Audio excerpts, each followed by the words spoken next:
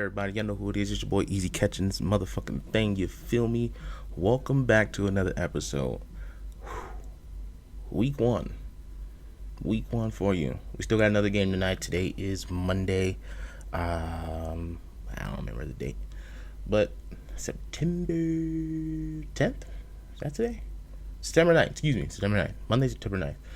We will have Monday Night Football. We have Jets. We have 49ers. We'll get to that game after that's done. You feel me?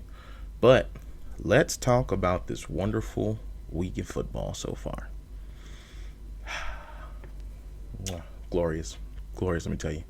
But there are some down points in this season. You know what I'm saying? It's starting off good-ish. You know what I mean? But before we go any further, let's talk about game one of this week. You know, Thursday Night Football. We had Baltimore. We had KC. Boy, that was a great game. Came down to the wire. Came down to a toe. You know what I'm saying? That's football, you know? Football is a game of inches. And bro, I had a big toe too far. You know what I mean? So, let's talk about it. So, there's a few key points in this game that pretty much determine the outcome of this game. Key play number one for me, and I think was a very huge play that it's not going to show up in the stat book or anything of that nature, but this was a play that really determined, in my view of it, outcome of this game. Because Patrick Mahomes, I believe it was like a 3rd and 6, 3rd and 7. There's about 2:35 left in this game, or 2:36, somewhere around there. And Patrick Mahomes goes to throw a pass and it gets batted out of the air. Now, Patrick Mahomes, being the smart player that he is, you know, instead of batting it down, allowing it to be an incomplete pass, stopping the clock, nope. He catches the ball, goes down. By him catching that pass, allowed the clock to continue to run, getting it down to the 2-minute warning. Now say he doesn't catch that and it gets batted down. You know what I'm saying? Baltimore's probably working with like 2:20. 2 minutes, 20 seconds left on the clock, and they still have the 2-minute warning in their back pocket as an extra timeout for them. You know what I'm saying? That was a big brain play right there. That was him using that up there. That's how serious that was. That was big brain play by Patrick Mahomes. Knowing the situation, knowing what to do, and knowing if this gets batted down, there's too much time left on the clock. You know what I mean? Fuck was that? Sorry about that. Anyway, second play. You know what I'm saying? They're down on the goal line. I think they're probably like the 8, maybe the 9-yard line. Zay Flowers is coming across in the end zone, and there's a weak spot between the safety and the corner that's guarding whoever that was on the right-hand side.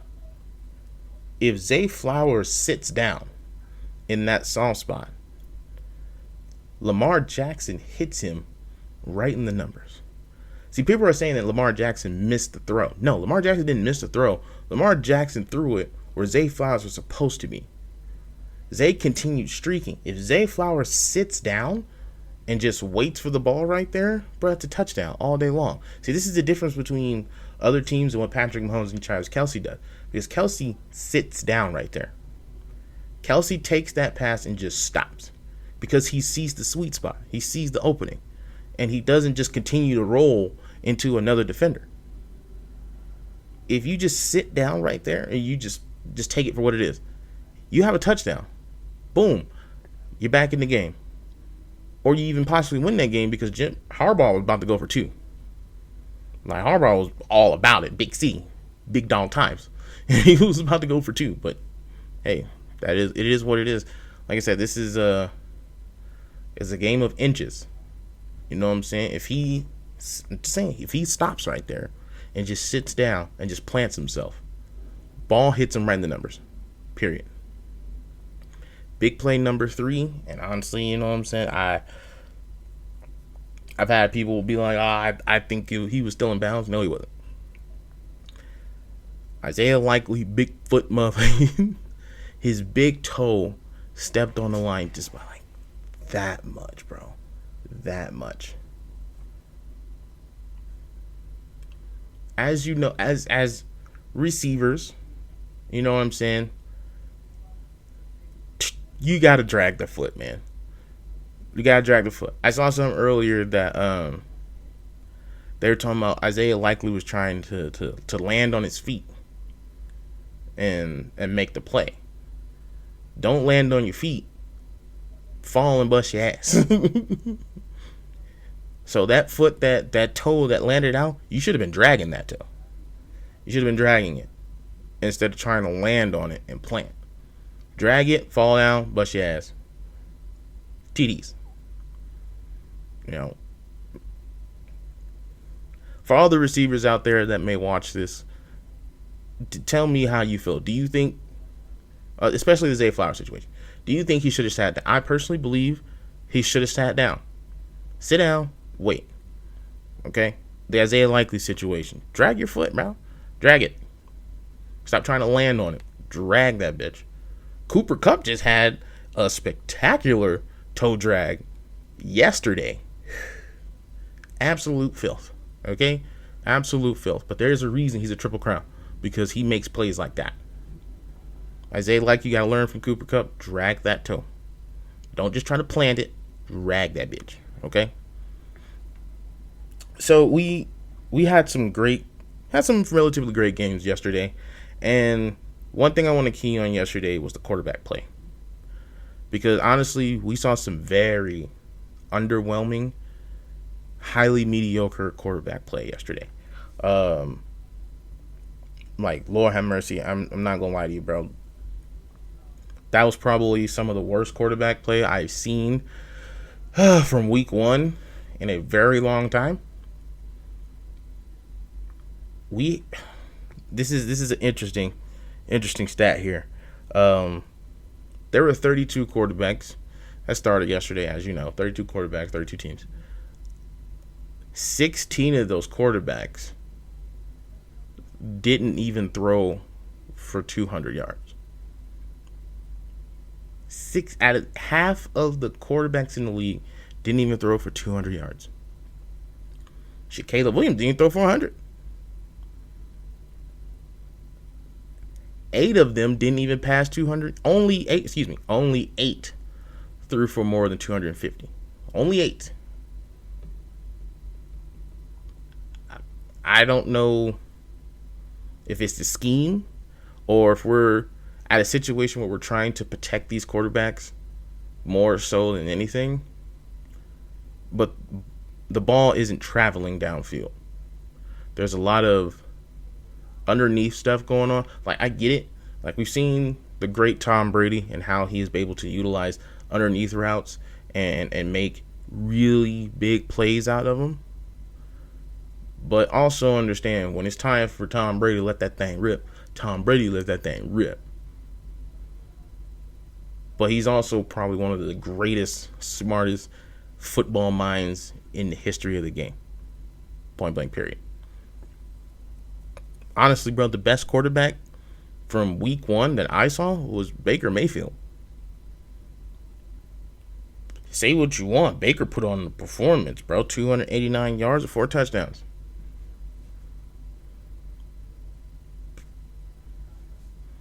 He outplayed his counterpart, Deshaun Watson. Deshaun had it was a terrible game for Watson against them Cowboys, man. They had him looking beyond mediocre. He was god-awful. Bro, you just got $250 million. That is not $250 million play. At all, sir. That's bad news Bears. Bad news Bears. Quarterback play has to up itself throughout this year, because that week 1, it was very mediocre. Very ugly to see. Now, going back a little bit, we're going to talk about the Philly Green Bay game. Now, This was a sluggish game for them too, because they committed 3 turnovers, all 3 of which were on Jalen Hurts. That was a bad look. 2 interceptions that were absolutely ridiculous. Jalen has already been getting chastised about not being able to deal with a 0 blitz. And it reared its ugly head on Friday. Jalen gets blitzed. He kind of panics, rolls out, and he tries to throw across his body. Jalen, if you can't make the pass, get rid of it. Don't make these ridiculous mistakes. Now, the fumble, I'm not going to say that's on you, because Cam Jorgens has to understand, 1, the snap count, 2, brother, protect the ball. You have to be on the same page with the QB. Point blank, period. That's a spot that they're going to have to fix. But this is what happens when you don't play in preseason. Excuse me. I will never understand why no one is playing their starters in preseason. I get you don't want to risk the chance of injury, but you also need to figure out how to get on the same page with your new centers. You know, you got new guys coming in. Jahan Dotson didn't even get a ball thrown to him for real last Friday, which that has to change. That's supposed to be your deep threat guy. You have to utilize him. Make him feel a part of the offense. Don't leave him out and stagnant. Make him feel a part of it. Also, you have to get on the same page with Cam Jorgens. You have to get it figured out, especially with the tush push. I know everybody hates it, whatever, but it's still a play that works. You have to get that under control, because you fumbled on the goal line. And if Saquon Barkley wasn't there, it could have been a different outcome. You know what I'm saying? You have to make these adjustments. You have to make these points in film study.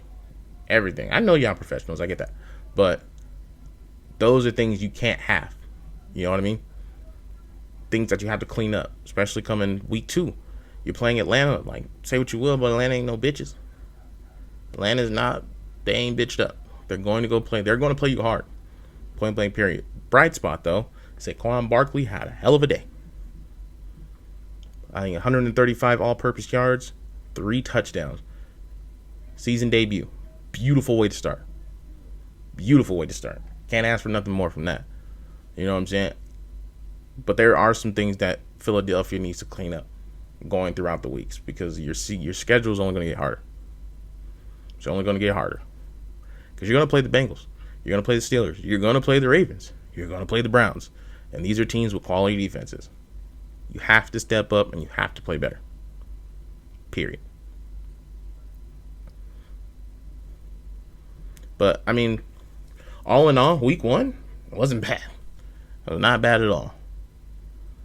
Those were some good quality football games. We just need better quarterback play. Way better. All of that shit that we just saw this past week was terrible quarterback play. But it's only week 1. It's only week 1.